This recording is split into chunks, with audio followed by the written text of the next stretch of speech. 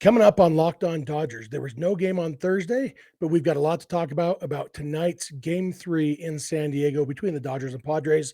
We'll talk about the decision to start Tony Gonsolin in Game 3 and Tyler Anderson in Game 4. We'll also touch on the FS1 broadcast. We've been getting some thoughts, both pro and con, about those broadcasts. Talk about the lineup for Game 3. Talk a little bit about Blake Snell and how he's done against the Dodgers this year and what we can expect. And we're going to make fun of Jurickson Profar a little bit. So let's get locked on Dodgers. You are Locked On Dodgers, your daily Los Angeles Dodgers podcast. Part of the Locked On Podcast Network, your team every day.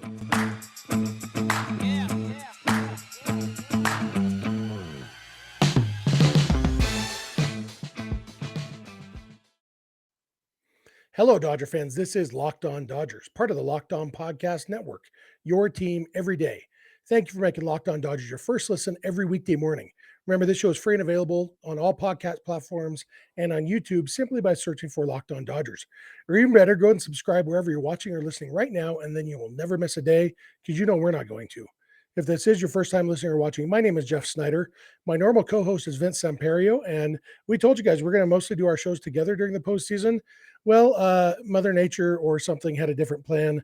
Vince's power is out tonight, and so I am flying solo with a lot of input from Vince. So you're getting both of our thoughts just out of my voice. Vince and I are both lifelong Dodger fans, just like you are.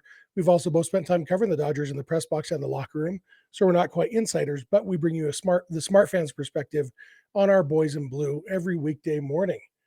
And today's episode is brought to you by Bet Online.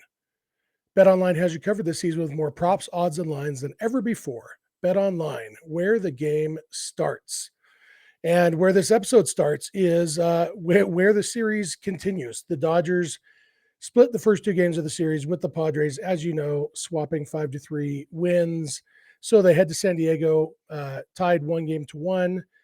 And there's no such thing as a must-win game here. Brian Regan, the comedian, has a great little bit about must-win games. If you've never heard Brian Regan or haven't heard that bit, you should Google that. Brian Regan, R-E-G-A-N, must-win games. He also jokes in that same bit about giving the other team a lot of credit. It's funny. So yeah, it's not a must-win game. The Dodgers could lose Game 3 and still win the series. But I think we all agree their path will be a lot easier to winning the series if they can win Game 3. They definitely need to win Game 3 or 4, just mathematically speaking. And if they can do that, I like their chances, even if it goes to a Game 5, because the Padres' pitching decision would be very hard in a potential Game 5. The Dodgers, no problem. Julio would pitch Game 5 for the Dodgers on regular rest. They'd be in good shape. The Padres would have four options. Either go with Yu Darvish on short rest. Yu Darvish has literally never pitched on short rest in his entire major league career. So that's option one. They could go with Mike Clevinger, who lost Game 1 and is not very good at pitching anymore for some reason.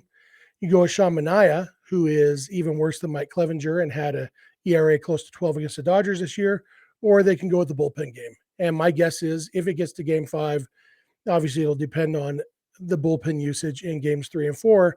But if it did get to Game 5, I suspect the Padres would go with some form of a bullpen game, all hands on deck kind of game, because beating the Dodgers is, that's their goal. And obviously the Dodgers' goal is to win this series too.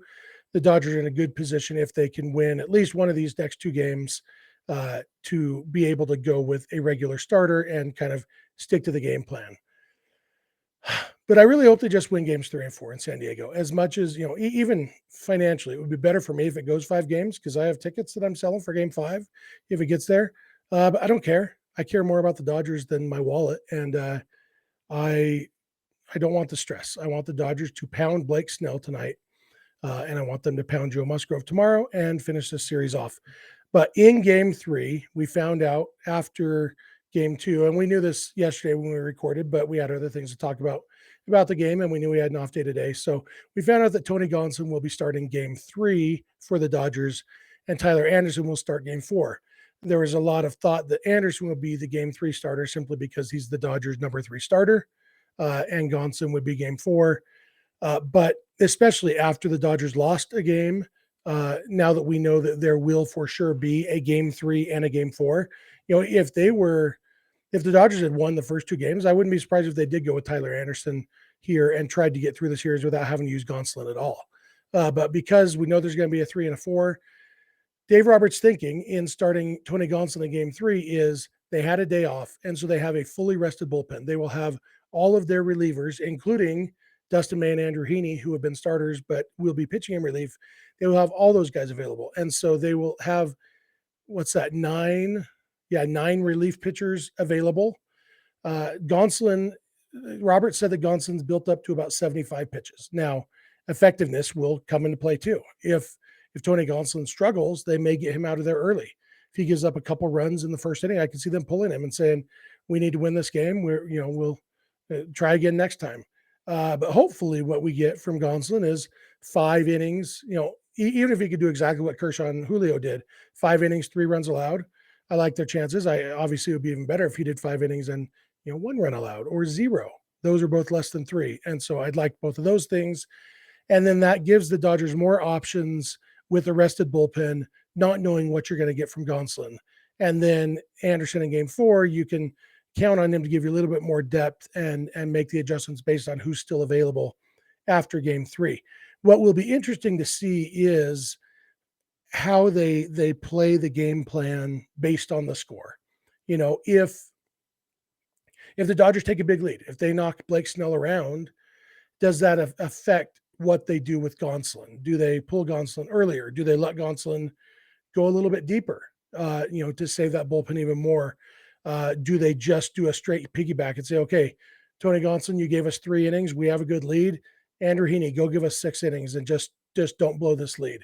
And then on the flip side, if the Dodgers do get down early, like I mentioned, how does that affect their pitching plan? Do they pull Gonsolin early and chase the win? Is there a score where they would say, all right, we're somebody's wearing this tonight. Somebody go finish this game off, whether it's Andrew Heaney or whoever, and we'll come back for game 4 tomorrow. Obviously, hopefully, if they get into one of those situations, it's the first one where the Dodgers have the big lead rather than the big deficit. The lineup for game 3, we know basically all 9 starters. Dave Roberts, we mentioned on yesterday's episode that Chris Taylor will be in left and Trayce Thompson will be in center with Bellinger on the bench against Snell. We found out also Gavin Lux will be on the bench. Austin Barnes will be catching. Will Smith will be at DH, and Max Muncy will be at second base. So then you throw in Mookie Betts, Trey Turner, Freddie Freeman, Justin Turner, and that's the whole lineup. We don't know the batting order. I think it's safe to assume that the top, realistically, okay, the big 4 are obvious. The top 4, they never change. You probably go Justin Turner batting 5th and Muncy batting 6th, just because there's a lefty on the mound. You flip-flop them. And then, Trayce, and then Taylor, and then Barnes probably. Maybe I don't know. That's hard because all 3 of those guys, you don't really know what to expect. I could see Barnes batting 7th in that lineup just for contact reasons and, some success against Snell in the past. So batting order will be interesting, but we do know who the starting 9 will be. And that's it's good to know. And it's not, there are some holes in this lineup because we don't know what we're going to get from some of these guys. Trayce Thompson hasn't been good yet in this postseason, but it's been against 2 righties. Maybe this is where lefty master Trayce comes out. Chris Taylor, we have no idea what to expect from him. He hasn't played in 2 weeks, and we just have no idea what to expect. So there's a lot of question marks, but hopefully the Dodgers can put a little beating on Blake Snell. Blake Snell averaged almost 21 pitches per inning this year in games against the Dodgers. And so I'm going to talk more about Blake Snell in the next segment, talking about kind of their approach against him and what maybe they will be trying to do, and hopefully winning game 3 to set themselves up to win the series. So thank you for making Locked On Dodgers your first listen every weekday morning, and please keep it Locked On Dodgers. BetOnline.net is your number 1 source for football betting info this season. Find all the latest player developments, team matchups, news, podcasts, and in-depth articles and analysis on every game you can find. And as always, BetOnline remains your continued source for all your sport wagering information with live betting and up-to-the-minute scores for every sport out there. The fastest and easiest way to check in on all your favorite games and events, including MLB, MMA, boxing, and golf. Head to betonline.net or use your mobile device to learn more. BetOnline, where the game starts. All right, I am back. I want to thank you again for making Locked On Dodgers your first listen every weekday morning. It really does mean a lot to Vince and me. We love talking Dodgers with you guys. We hope you enjoy listening. I've been reading the YouTube comments. I don't get to reply as often as I would like. I hope that's okay, but I really do appreciate your YouTube comments. Keep those coming. If you're watching on YouTube, I'd love to hear your thoughts on anything we're talking about here. If you're listening on a podcast, we'd love to see your tweets. We got some nice tweets about yesterday's episode. Episodes after big losses are always hard. They're challenging because you don't really know what to say. And I joked on Twitter today that I kind of like the postseason because Vince and I actually get to disagree more often because Vince is his natural optimism goes away once October starts. He struggles to be optimistic, and maybe it's because I'm older or just nature. I don't know, but I remain optimistic. I really do believe that the fact that the Dodgers are a much better team than the Padres has to play a pretty big role in this series. It doesn't always work out that way, and Dodger fans know that better than most. But I still believe, or choose to believe, that the good will, the fact that the Dodgers are better than the Padres will win out in the end. And I also believe if the Dodgers do lose, obviously I hope they win the last game of the postseason somewhere between November 1st and November 5th. But if they don't, I'll have plenty of time to be miserable about that when it happens. I don't need to be miserable right now. Right now, there's still hope, so I choose hope. And I'm not telling you guys you have to be that way, but that's kind of my approach. And so I do miss having Vince here we don't get to disagree much during the regular season because we see eye to eye most of the time. But in the postseason, he's a little bit more of a grumpus than I am, and that makes it fun. But let's talk a little about Blake Snell. I mentioned coming into the break that Blake Snell averaged 20.8 pitches per inning in 3 starts against the Dodgers this year. He pitched a total of 14 innings in those 3 starts, and just he couldn't get deep in the game. He didn't win a game against the Dodgers, or we went. I can't remember the record. He was either 0-1 or anyway. He did have a loss. I know he got knocked around about 5 weeks ago by the Dodgers. You get 5 runs in 4 point something innings. And hopefully that's what we're going to see here in this game. Blake Snell is a very good pitcher. And it was kind of interesting. He was asked on Thursday about the last time he pitched against the Dodgers in the postseason, which was Game 6 of the 2020 World Series. And we all remember what happened in that game. Snell was dominating the Dodgers through 5 innings. The Rays were up 1-0. And then with 1 out in the 5th inning, Austin Barnes hits a base hit to center field. And Mookie Betts was coming up to start the 3rd time through the order. And Kevin Cash, the Rays manager, came out and got Blake Snell at like 73 pitches. Snell was angry. He was in disbelief. A lot of people were in disbelief. He brought in Nick Anderson. I know the last name was Anderson. I think his name was Nick. It's funny. He was a good pitcher for a lot of that season. And then I haven't thought about him since that game, I don't think. And 2 batters later, the Dodgers had a 2-1 lead. Anderson gives up a double to Mookie Betts to make it 2nd and 3rd and 1 out. A wild pitch scores Barnes, moves Betts to 3rd. Then Corey Seager had a ground ball to first base that Mookie Betts got a great jump on. G-Man Choi made a nice play, made a good throw to home, but Mookie just beat the throw home. Dodgers had the 2-1 lead. Mookie later tacked on a home run to make it 3-1. And 3 innings after Snell was taken out of the game, the Dodgers were holding up the World Series trophy, and we were all wondering why Rob Manfred sounded like he was drunk. And that base hit to Barnes was the last pitch that Snell ever threw for the Rays. 2 months later, they traded him to the Padres. He was happy to get out of there, and he was asked about that game, and he kind of laughed and said, "Yeah, I knew that question was coming." What did he say exactly? "I knew that question was coming. That was inevitable. Yeah, it was one of my best starts. I'll keep it at that." And then a couple of questions later, a reporter came back to it and said, "I know you knew that question was coming, but and Snell kind of brushed it off. He said, 2 years ago, man, I've got to flip that page, read a different book, learn, get better. It's a different team. They got Freddie Freeman. They got Trey. It's just a whole different team than 2 years ago. It's a different team. They're a lot better, I think. They've gotten pieces that have made them a lot stronger hitting wise. Yeah, I can't wait. I'm excited for the matchup. It's something that I'm really looking forward to. I really like facing these guys because I know how good they are. And, we've got opinions about Blake Snell, but, he's a competitor. He's a great pitcher. He's a competitor. And you love that attitude that he wants to face the Dodgers because they're the best. And so that's good. I'm looking forward to this. I hope the Dodgers make him regret looking forward to it. I hope they remind him that they're really, really good, especially because if they can get Snell out of the game early, the Dodgers haven't done anything really against the Padres bullpen yet in this series. Game one, they did very little. They got one or two base runners is all. But you've got the Dodgers already had a lead there, and it's not like you played differently, but it's more understandable. In the second game, the Dodgers were down and they couldn't get the runs across, but they had 6 base runners in 4 innings against the Padres bullpen. And so they had their opportunities, and we spent a lot of time yesterday talking about those opportunities. I really believe if the Dodgers play basically the same game they played in game 2, they're going to win most of the time, because most of the time they're not going to go 0 for 8 with runners in scoring position. I know people think, well, they were bad offensively in September. They're always bad in October. A, those things aren't necessarily true. And B, that doesn't, even if they were, it wouldn't mean they're going to be true right now. And the Dodgers are the best hitting team in baseball. And I believe that that's going to shine through. And so, and the fact that they've seen the Padres relievers now, I think would help them the next time they see them. And so if the Dodgers can get a few runs off Snell, knock him out of the game in the 4th inning or so, and then tack on a couple runs against the Padres bullpen, then it's up to the pitching. And, the pitching, I think, can hold the Padres to 4 or 5 runs. And the Dodgers have a really good shot to win this game.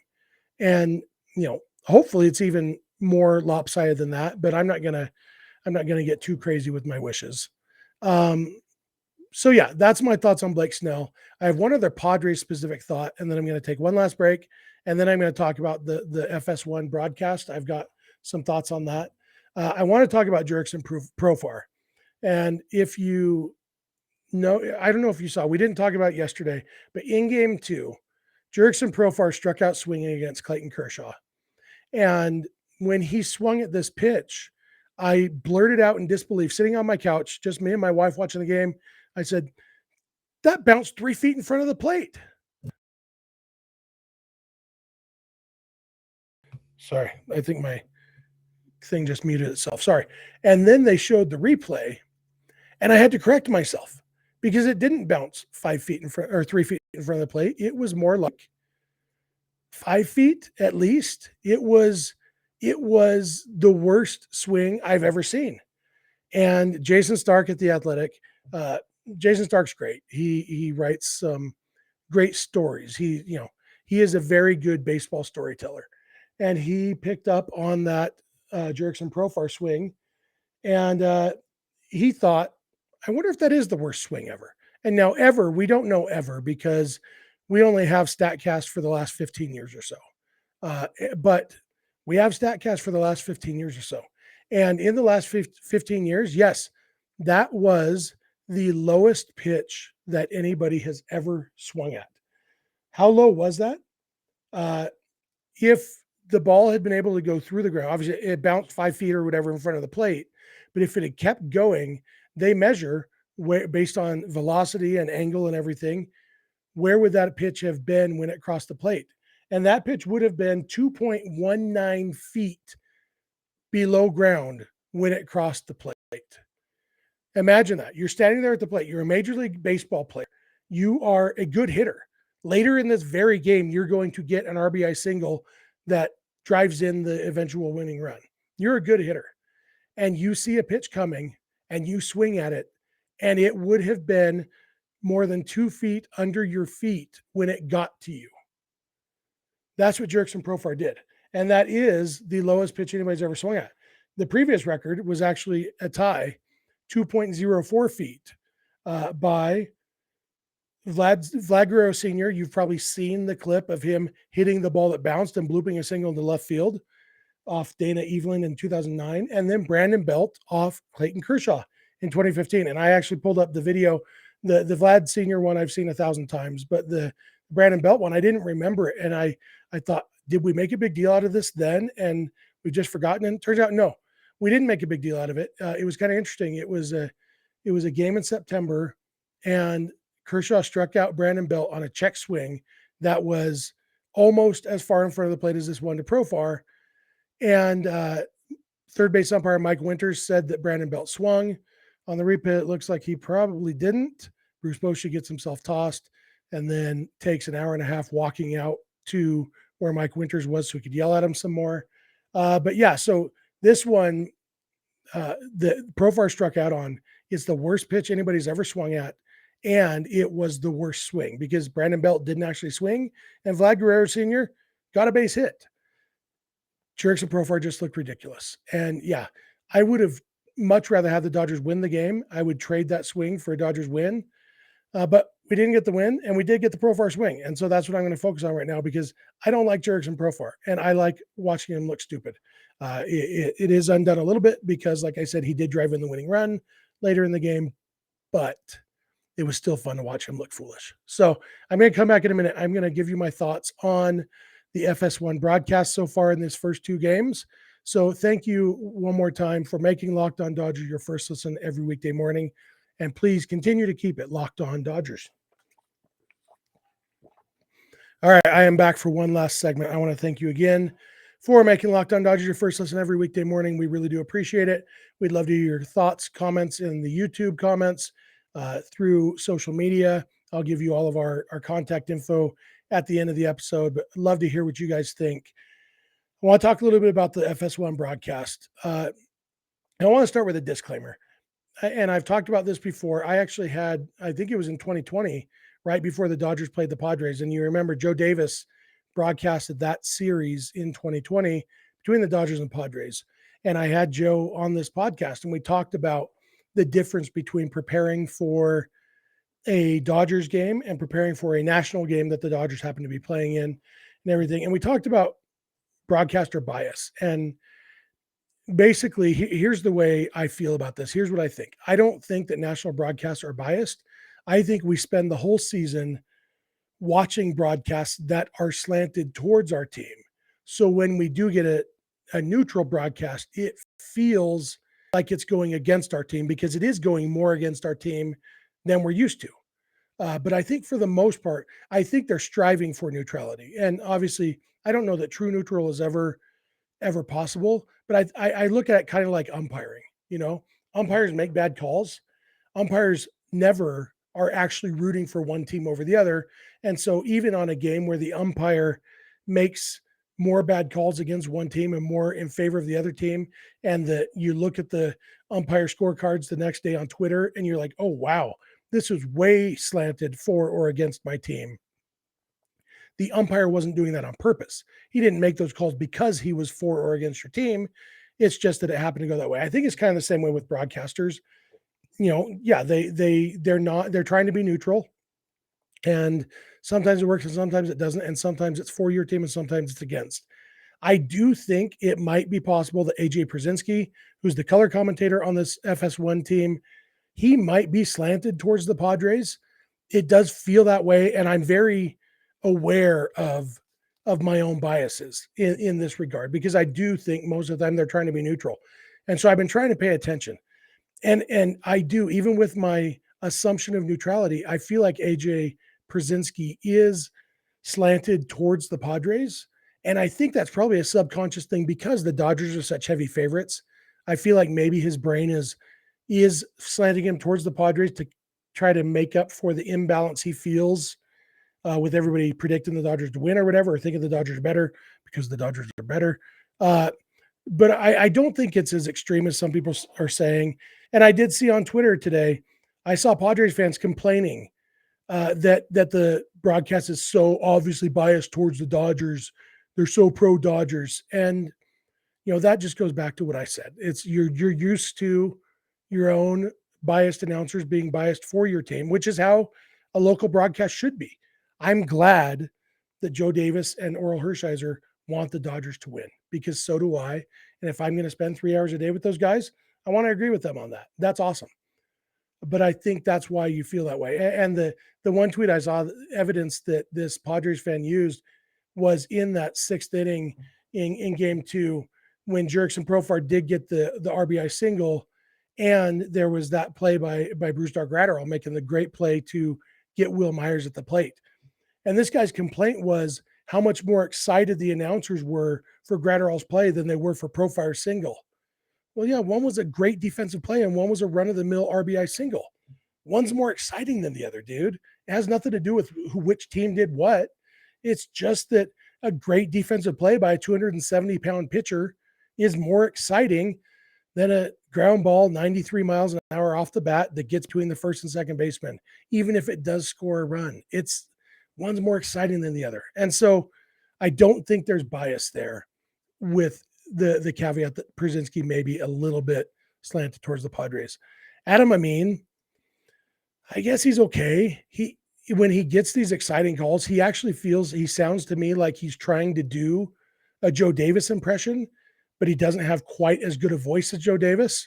And believe me, I know all about not having a good voice, but I don't know, like he tries to get that. You think of Joe Davis, Cody Bellinger, you are ridiculous. And Adam Amin does that same kind of vocal thing. His voice just isn't as good. I think he's a fine play-by-play guy.